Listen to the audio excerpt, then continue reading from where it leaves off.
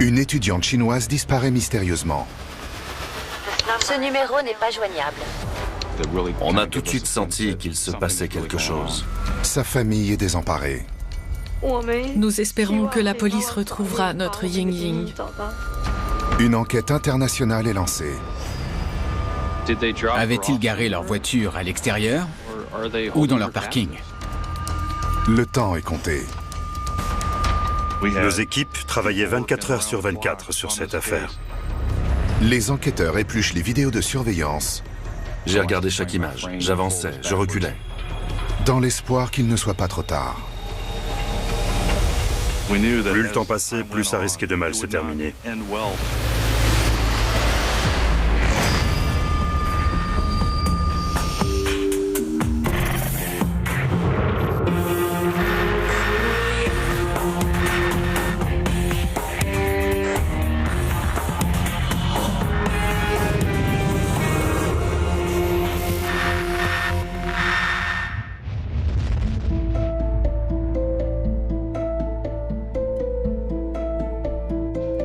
Ying-Ying Zhang, une étudiante en agriculture de 26 ans, se prépare à partir aux États-Unis pour terminer son master.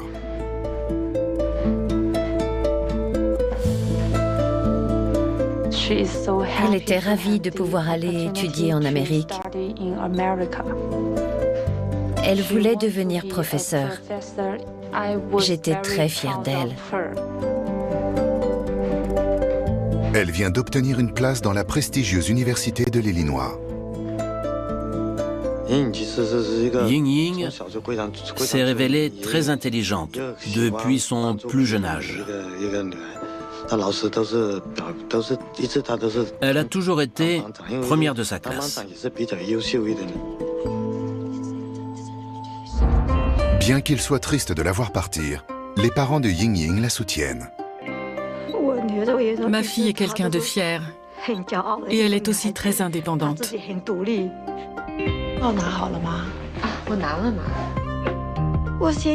J'étais très inquiète, mais je me suis tue. Je ne voulais pas l'effrayer.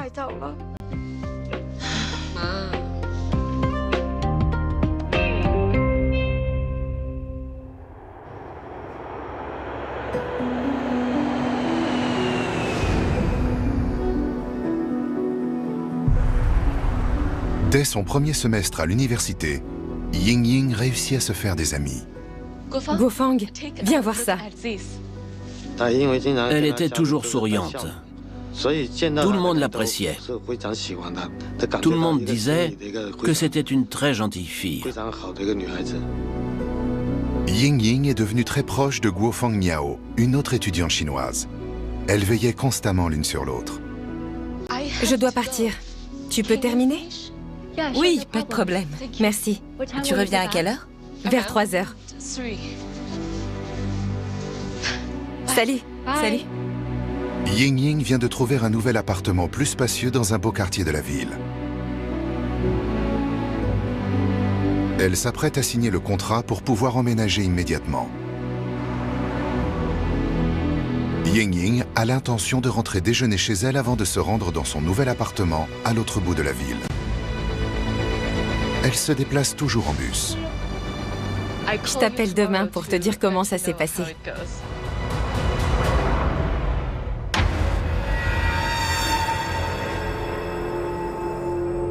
Guofang pensait voir revenir Ying-Ying au laboratoire vers 15 heures. Mais elle est en retard. Les heures passent. Et Ying-Ying ne rentre toujours pas. Ses amis étaient inquiets. Elle n'était quasiment jamais en retard.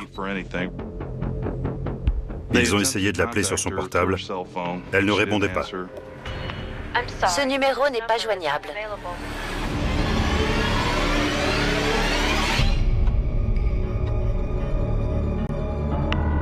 À l'heure du dîner, Ying-Ying n'est toujours pas rentrée. Ce numéro n'est pas joignable. Ses amis, inquiets, se rendent à son appartement. Mais elle ne s'y trouve pas. Ils continuent de l'appeler. Ce numéro n'est pas joignable. J'appelle la police. Ils sont vraiment très inquiets pour elle et décident de prévenir la police. Bonjour, je voudrais signaler une disparition. Elle s'appelle Ying Zhang. C'est une étudiante chinoise actuellement inscrite à l'université.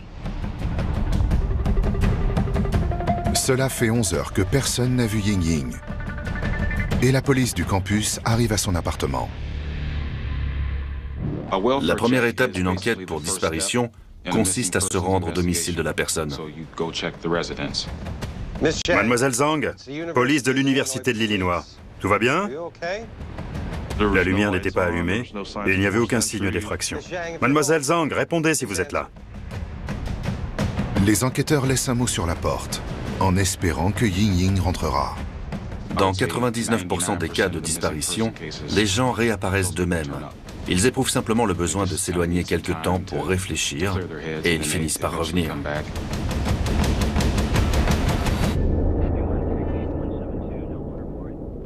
Les enquêteurs interrogent son ami Guo Fang pour plus d'informations. Bonjour, détective Stevenson.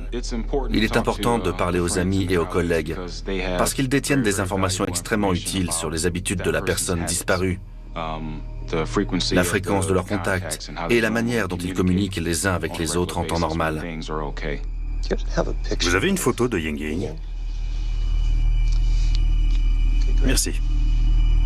Les enquêteurs doivent maintenant attendre jusqu'au lendemain matin pour voir si Ying rentre chez elle.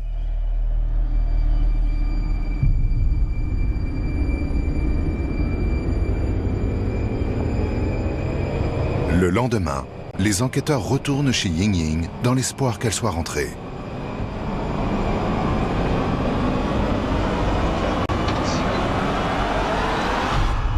Mais il n'y a aucune trace d'elle. Rien. On a tout de suite senti qu'il se passait quelque chose. Bon.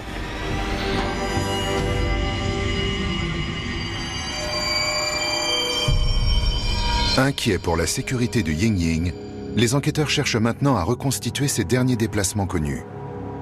Grâce à Guo Fang, ils savent qu'elle aurait pris le bus pour rentrer manger chez elle. Puis 2 autres bus pour aller signer le contrat de location de son nouvel appartement et rentrer sur le campus.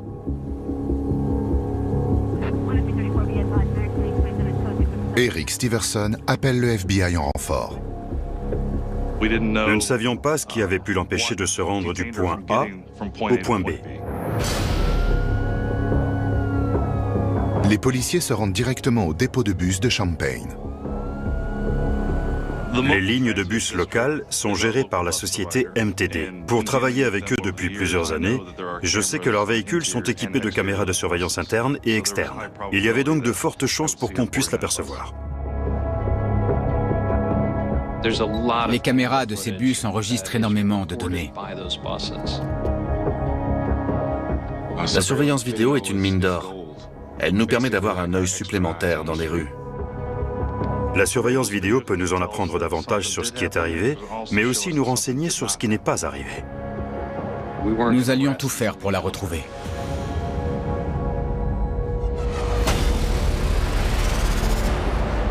Les enquêteurs savent que Ying a été vue pour la dernière fois à 13h30.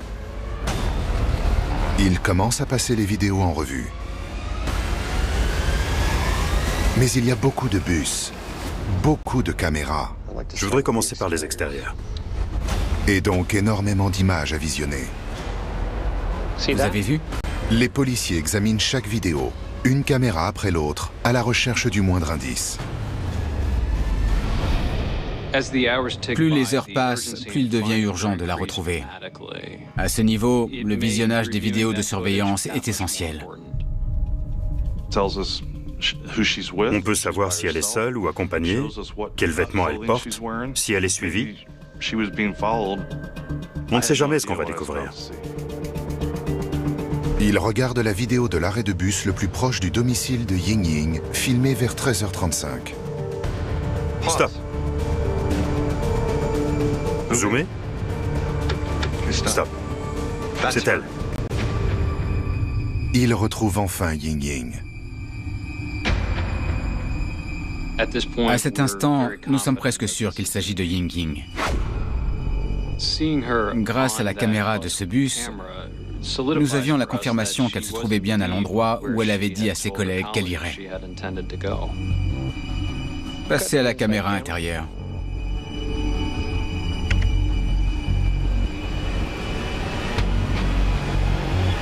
Nous voyons Ying montrer son passe au conducteur du bus et même lui sourire avant d'aller s'asseoir. Le fait que Ying sourit au conducteur est très intéressant pour deux raisons. Premièrement, elle n'a pas l'air stressée du tout. D'autre part, tous ses amis nous ont confirmé qu'elle était d'un naturel joyeux et qu'elle souriait fréquemment. Passez à la caméra qui montre l'arrière du bus.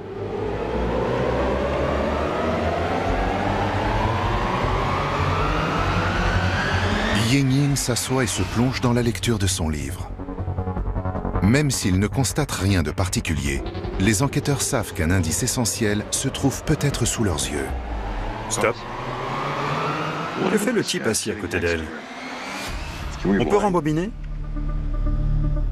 Voilà, lecture.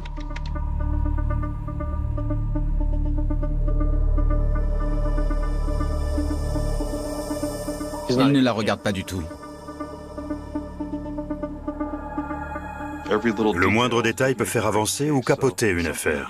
Il peut arriver qu'on néglige certaines informations apparemment anodines, mais qui se révéleront essentielles au fur et à mesure que l'enquête progressera.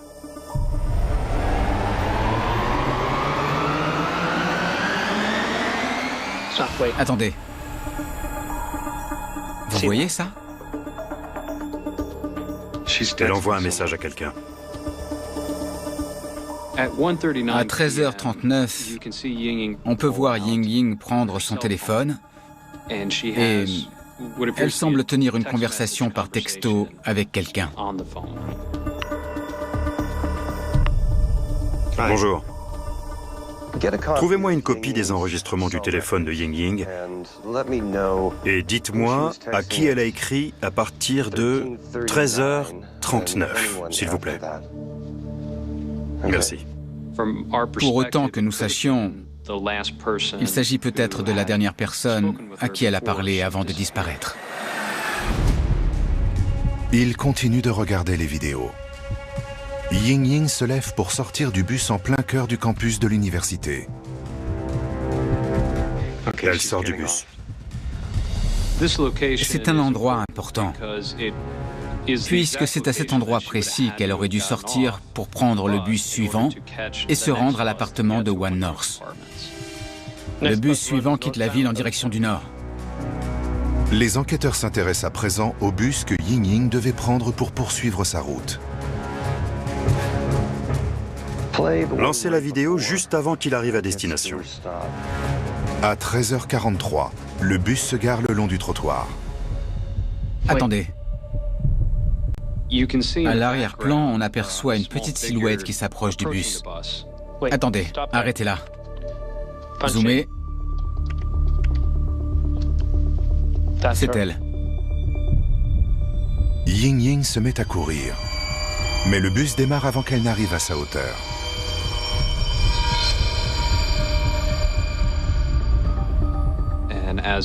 Alors que le bus continue d'avancer, les caméras extérieures la montrent en train de lui faire signe d'arrêter. Mais rien n'y fait. Le bus s'éloigne, laissant Ying derrière lui. Elle a raté son bus.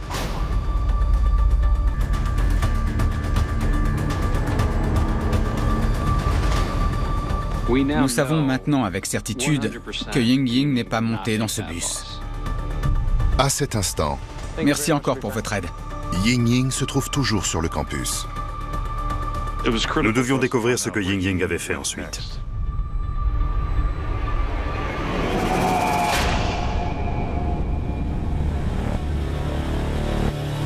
En Chine, les parents de Ying ont été informés de sa disparition. Nous avons finalement réussi à contacter sa famille grâce au consulat chinois.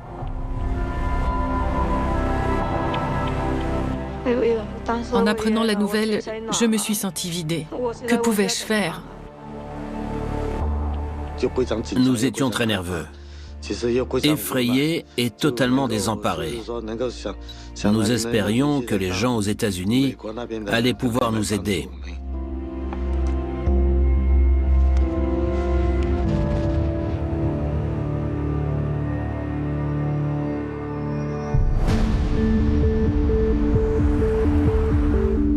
À Champaign, les enregistrements du téléphone de Ying Ying arrivent.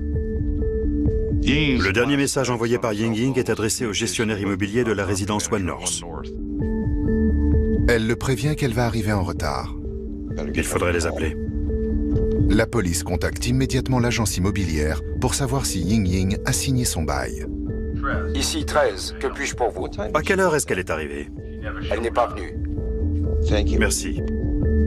Les enquêteurs savent maintenant que Ying Ying a disparu quelque part entre le campus de l'université et les appartements de One North.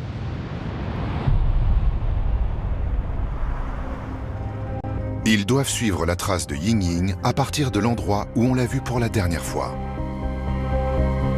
Nous devions découvrir dans quelle direction elle était allée. Les enquêteurs vont solliciter l'aide de la sécurité du campus. Le campus de l'Université de l'Illinois est très grand et il possède un important réseau de caméras de surveillance disposées sur tous les bâtiments. Regarde, il y a une caméra ici. Ils repèrent les caméras susceptibles d'avoir filmé Ying Ying. Nous avons commencé à passer en revue les vidéos de surveillance dont nous disposions sur le campus de l'université. Le premier bus la conduit en ville et s'arrête à l'angle des rues Godwin et Green. Les policiers commencent donc par les caméras de surveillance de l'avenue Godwin. J'ai passé des heures à regarder les vidéos de nombreux bâtiments. Bon, suivant. Ils regardent des vidéos prises sous différents angles. Je les ai regardées plusieurs fois, pour être sûr de ne rien rater, pour voir si quelqu'un passait par là, ou un autre détail de ce genre. Malheureusement, ils ne trouvent rien. Stop. Ils élargissent alors les recherches. Caméra suivante. Je regardais particulièrement la vidéo d'un parking proche de l'avenue Godwin et de l'université. C'est à 2 pâtés de maison de l'endroit où Ying Ying a été vue pour la dernière fois. Sur l'enregistrement, on peut voir une silhouette s'approcher en haut de l'écran. Attendez, stop. Zoomez. Elle porte les mêmes vêtements que Ying Ying. C'est elle. Continuez. Quelques instants plus tard, quelque chose attire leur attention. Dans le coin supérieur, on voit un véhicule de couleur foncée qui s'avance dans la rue. Mais au lieu de continuer, le véhicule se gare au niveau de Ying Ying.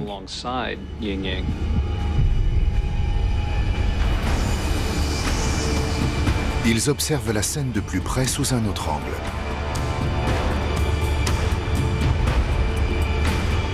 En regardant cette vidéo, je me suis dit, ça y est, on tient enfin quelque chose. On la voit alors monter dans cette voiture qui ensuite s'éloigne. Ces images sont les dernières où l'on peut voir Ying Ying Zhang. Quand je l'ai vue monter dans cette voiture, j'ai pensé qu'elle courait un grave danger.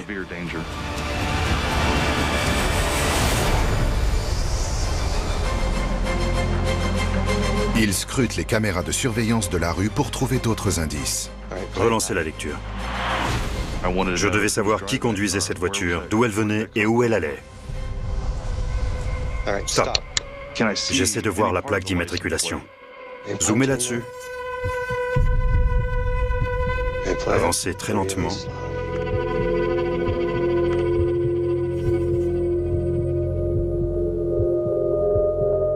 Malheureusement, la plaque d'immatriculation est illisible. Je n'arrive pas à voir.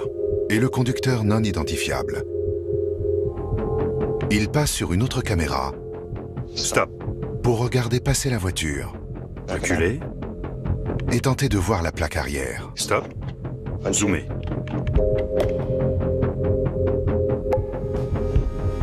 Il est impossible de lire la plaque. Mais la vidéo de surveillance fournit aux enquêteurs un indice essentiel. Nous ne pouvons pas distinguer la plaque d'immatriculation, mais nous connaissons la marque et le modèle de la voiture. Une Saturn Astra noire 5 portes. Elle n'a été produite que pour une durée très limitée. Les enquêteurs établissent la liste de toutes les voitures de la région correspondant à la marque et au modèle.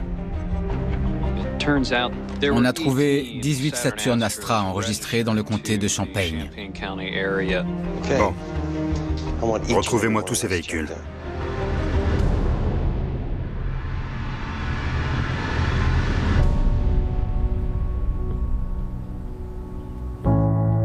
Trois jours après la mystérieuse disparition de Ying Ying, ses parents arrivent à Champaign. En arrivant aux États-Unis, j'ai enfin compris ce qui se passait. La police était toujours à sa recherche.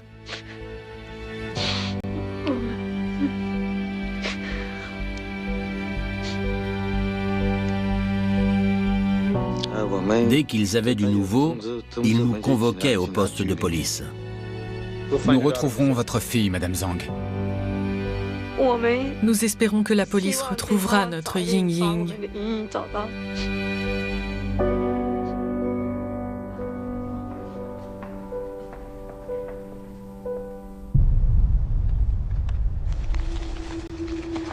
La communauté locale aide la famille de Ying Ying et la police à faire progresser l'enquête.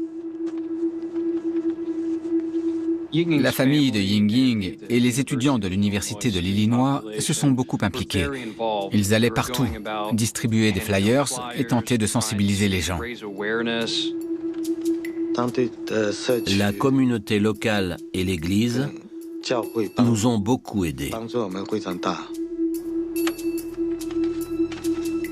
Ils sont allés dans le parc du coin, dans les bois.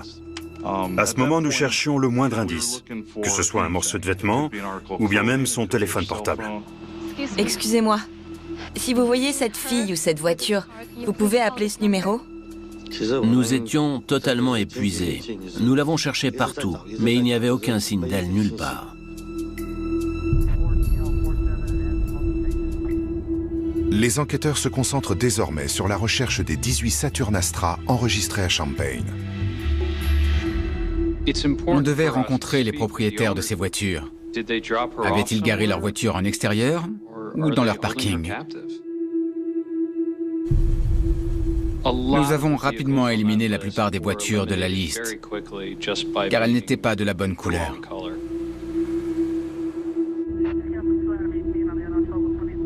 Nous sommes allés à l'un des endroits où se trouvait une Saturn Astra noire pour rencontrer son propriétaire.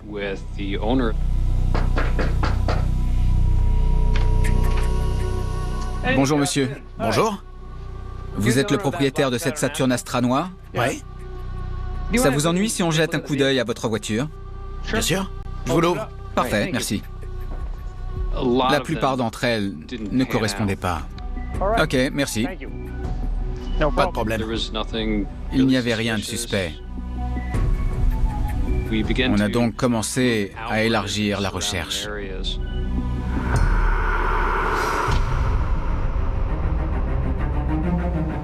Pendant ce temps, en raison de la couverture médiatique de la disparition de Ying Ying, les appels affluent au poste de police. Nous avons reçu des centaines d'appels. Toutes les pistes ont été explorées. Un renseignement se distingue des autres. Ying Ying aurait été aperçu dans la ville de Salem, à près de 200 km de là. Police de Salem. Ça nous a apporté une bouffée d'espoir. Nous avons besoin de votre aide dans une affaire de disparition. La police locale a obtenu des images de vidéosurveillance d'une personne ressemblant à Ying Ying. Eric Steverson emmène immédiatement les parents de Ying Ying à Salem pour regarder la vidéo. Et ils nous ont emmenés partout pour la chercher. J'avais espoir qu'on finirait par la retrouver. Asseyez-vous. Je vous en prie, nous allons vous montrer la vidéo. Franchement, j'ai pensé que ça pouvait être elle. J'étais heureux. Je croyais que ça pouvait être Ying Ying. Vous êtes prêts? Allez-y. Nous sommes allés jusqu'à Salem, dans l'Illinois, dans l'espoir de la retrouver.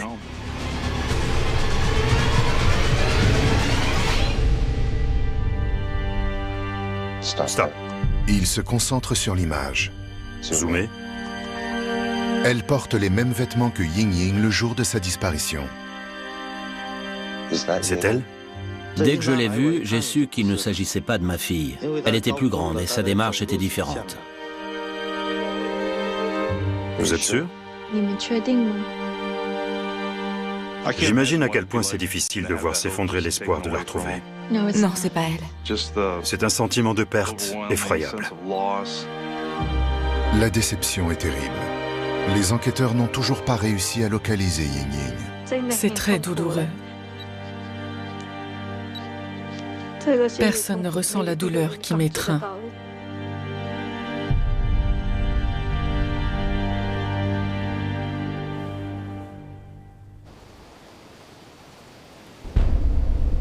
Cherchant désespérément une piste, les enquêteurs reviennent aux images de vidéosurveillance du 9 juin.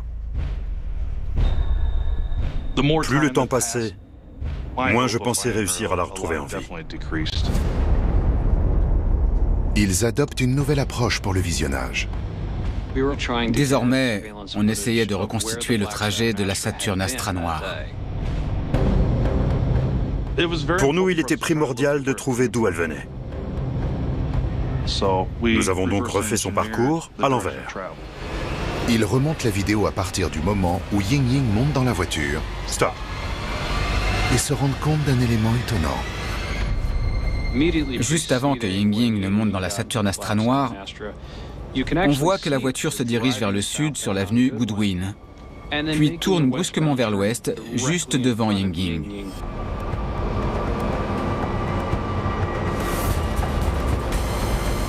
C'est comme si le conducteur de la voiture avait aperçu Ying Ying, avait remarqué qu'elle avait besoin d'aide, avait fait demi-tour et s'était rangé à côté d'elle.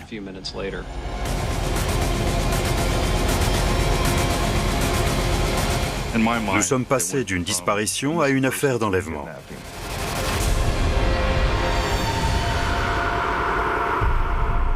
Les choses commençaient vraiment à s'accélérer. Nos équipes travaillaient 24 heures sur 24 sur cette affaire, parce que nous savions que plus le temps passait, plus ça risquait de se terminer mal pour notre victime. Redoutant le pire, les enquêteurs concentrent tous leurs efforts pour identifier cette voiture. On recherche des dégâts de carrosserie dus par exemple à un accident, ou un autocollant atypique, une fenêtre de toit, ou même des vitres teintées particulières.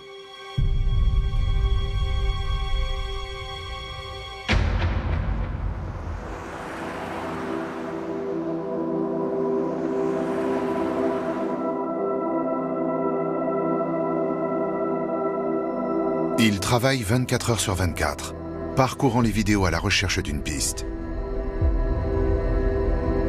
Soudain, un détail leur saute aux yeux. J'étais en train de regarder un passage pour observer les roues de la voiture et j'ai remarqué un défaut sur l'enjoliveur de la roue avant. Chef, j'ai regardé chaque image, j'avançais, je reculais et ce problème d'enjoliveur était bel et bien présent. C'est comme ça que j'ai su qu'il manquait une pièce à cette roue. Qu'est-ce que vous avez trouvé? Regardez, l'enjoliveur.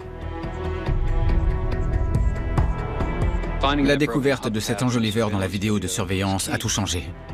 Je m'en souviens. L'agent Manganaro a déjà vu cette roue. Il retrouve une photo. C'est exactement la même voiture. Cette découverte a été un moment capital. Joli travail. Non seulement nous avons trouvé le véhicule dans lequel Ying Ying est monté, mais nous savons à qui il appartient.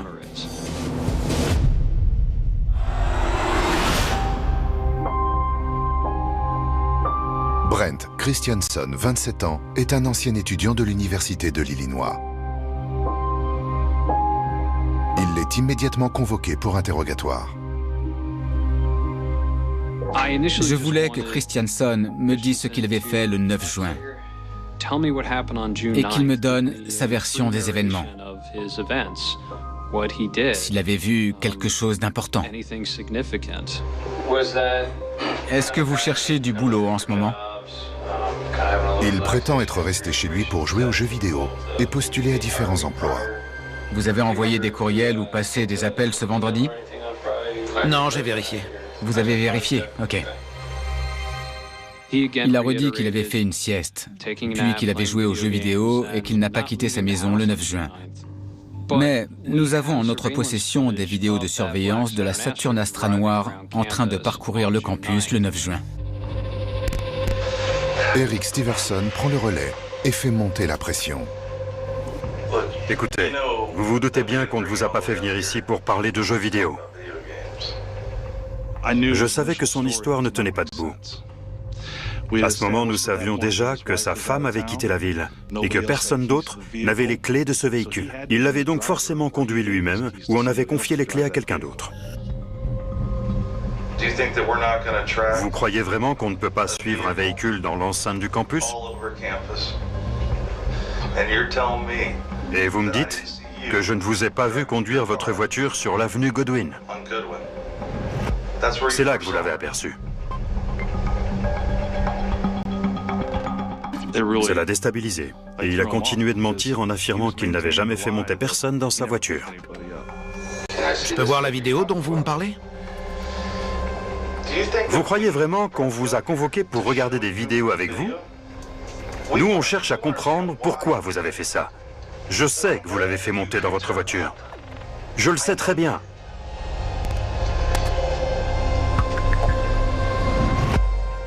Au début de l'interrogatoire, Christianson était très calme, il était totalement détendu et il parlait très facilement. Mais dès qu'on lui a parlé de la vidéo de surveillance, il est devenu très nerveux. Il bougeait les jambes nerveusement. Son teint est passé du blanc au rouge tacheté. Et on aurait dit qu'il avait de l'urticaire dans le cou. Ce sont des signes extérieurs très clairs de dissimulation. Visiblement ébranlé, Christianson modifie radicalement son récit. Alors, je me suis peut-être trompé de date. D'accord. Je crois que j'étais dans le quartier samedi. J'ai bien fait monter une fille. Je ne me souviens pas où c'était. D'accord. J'ai vu sa photo, mais je ne pense pas que ce soit elle. Christianson nous dit ensuite qu'il a effectivement conduit sur le campus et fait monter dans sa voiture une jeune femme asiatique qui semblait bouleversée. Mais il pensait que c'était samedi, pas vendredi. Jusqu'à ce moment de l'interrogatoire, je n'étais pas sûr à 100% qu'il était bien le chauffeur. Mais dès qu'il a changé son histoire, j'ai compris qu'il était l'élément clé qui nous permettrait de retrouver Ying Ying. Vous vous souvenez du nom de la fille qui est montée? Non, elle parlait vraiment très mal anglais. D'accord. Qu'est-ce qui s'est passé? Quelle heure était-il? Début de l'après-midi, je me souviens pas trop. Très bien. Je faisais un petit tour. J'ai vu cette fille. Elle était désemparée. Ok. Alors, je me suis arrêté. Je l'ai regardée, je lui ai demandé si elle avait besoin d'aide, et on a parlé un petit peu. Pas longtemps, je ne l'ai pas déposée très loin. D'accord. Plus tard, il nous dit que cette jeune femme parlait très mal anglais, qu'elle essayait de lui montrer sur son téléphone à quel endroit elle souhaitait aller, mais il a pris une mauvaise direction, ce qui lui a fait peur et l'a fait paniquer. Elle a eu peur et elle est partie. Très bien. C'est tout ce qui s'est passé. C'est arrivé quand vous êtes passé au nord de la ligne de chemin de fer sur Godwin, quand vous avez traversé l'université et que vous êtes parti vers le nord. Vous l'avez laissé près de l'hôpital ou près des rails? Je me souviens pas des détails. Près de l'endroit où vous l'avez trouvé? Ouais, c'était pas très loin. C'était une zone résidentielle. Il nous a dit l'avoir déposée dans le quartier, mais nous n'y avons pas cru. Ni Eric Steverson, ni moi. Les enquêteurs accentuent la pression sur Christianson. Alors, est-ce qu'elle est remontée dans votre voiture? Non. Vous êtes sorti de la voiture pour la suivre? Non. Absolument pas. Je suis pas sorti de ma voiture une seule fois. Pourquoi? À cause du quartier? Je connais pas du tout ce quartier. Alors... Est-ce qu'elle est partie en courant? Est-ce qu'elle est restée là? Non, elle est restée là. Elle a regardé son téléphone et je suis parti. Donc, je sais pas où elle est allée. Les enquêteurs ne croient pas à son histoire. Et ils ne savent toujours pas si Ying Ying est morte ou vivante.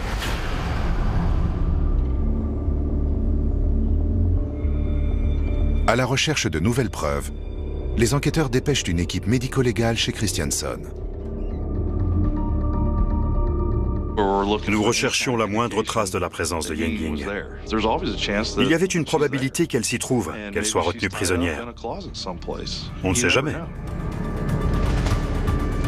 Nous pourrions retrouver des vêtements, du sang, voire des meubles renversés, ou des éléments de cet ordre. Tout ce qui pourrait ressembler de près ou de loin à un indice ou à une piste pour notre enquête.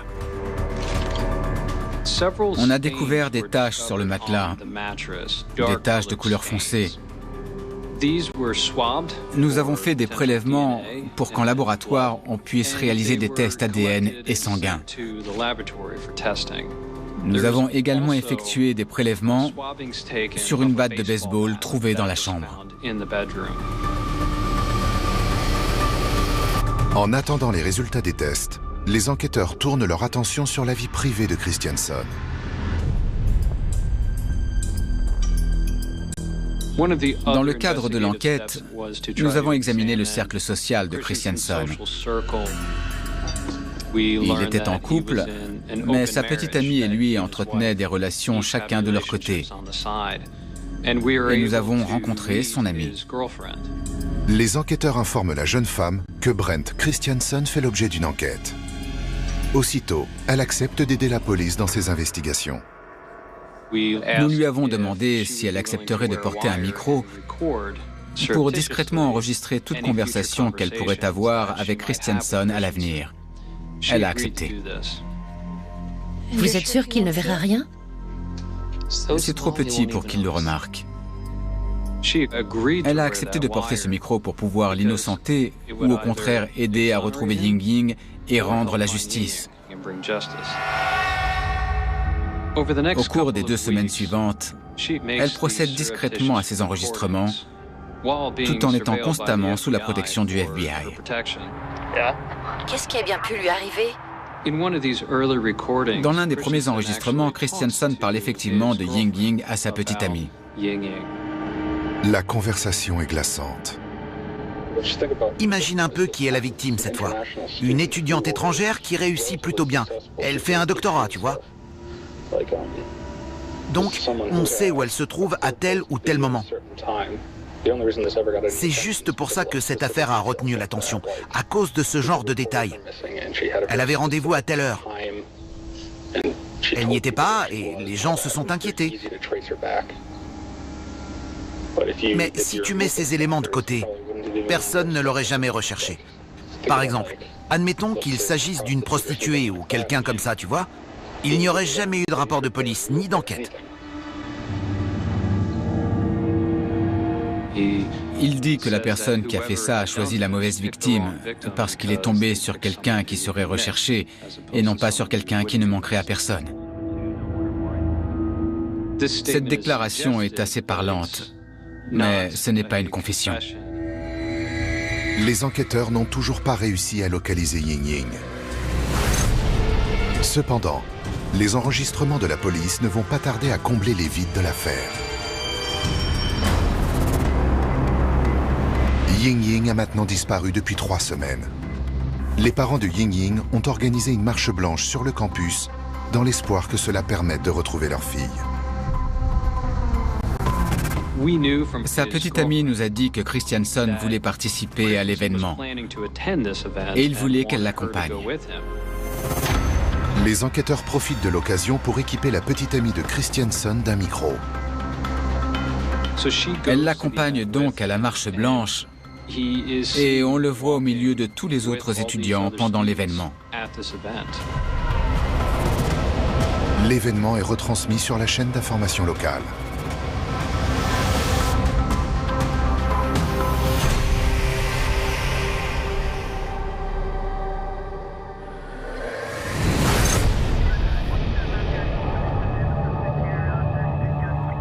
Après la marche, les enquêteurs retrouvent la petite amie de Christiansen pour récupérer l'enregistrement. Ce même soir, elle apparaît chamboulée. Elle pleure et tente de contrôler ses émotions. Écoutez ça. En appuyant sur la touche lecture, ils sont loin de se douter de ce qui les attend.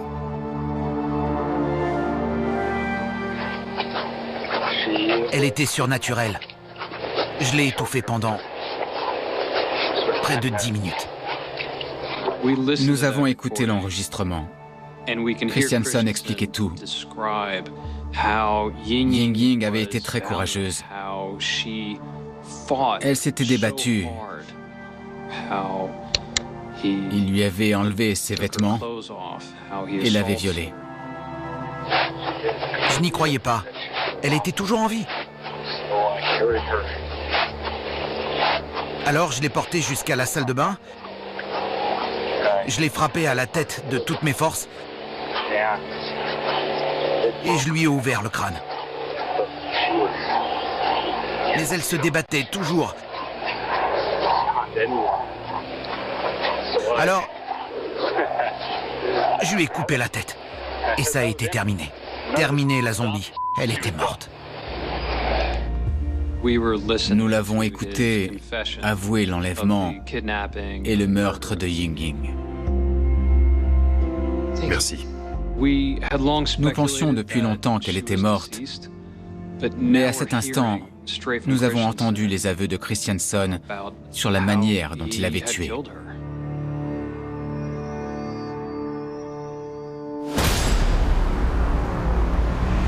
Christiansen est immédiatement arrêté et mis en détention. Les enquêteurs étudient le contenu de son ordinateur.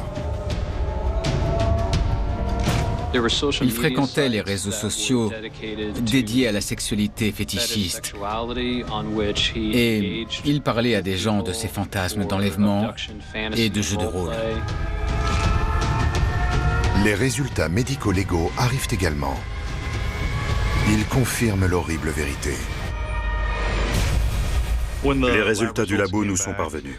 L'ADN du sang retrouvé sur la batte et le tapis était bien celui de Ying Ying. J'étais partagé, content d'avoir démasqué le meurtrier, mais horrifié par ce meurtre.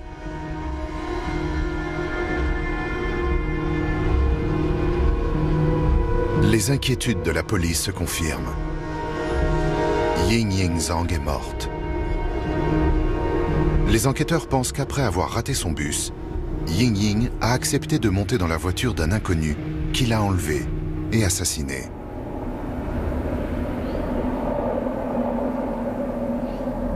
Au début, Brent Christiansen refuse d'avouer ce qu'il a fait à Ying Ying.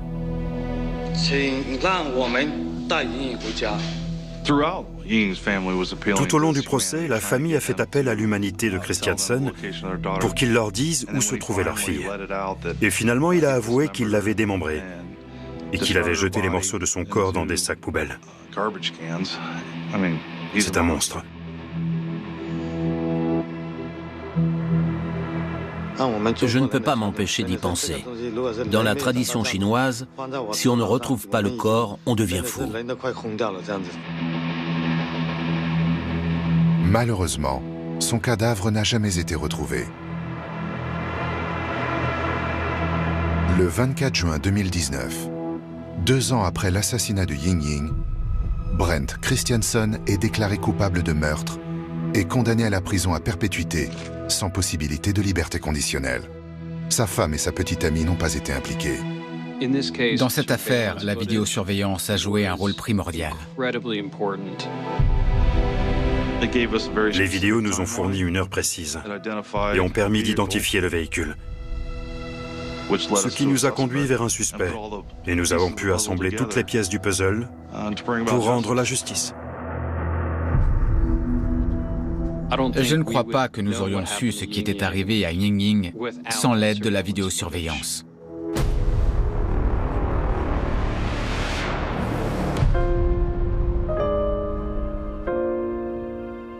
Selon moi, ce qui ressort principalement de cette affaire est le sourire que Ying Ying a adressé au conducteur du bus, comme on a pu le voir sur la vidéo. Ce sourire chaleureux était le signe distinctif de cette jeune femme, comme nous l'ont souvent dit sa famille et ses amis.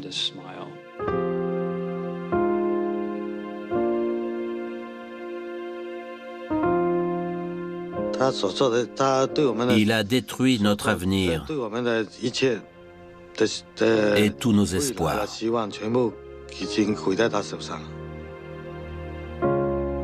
La douleur est insupportable. Je suis si triste que je me tourne souvent vers Dieu pour lui demander où est ma Ying Ying.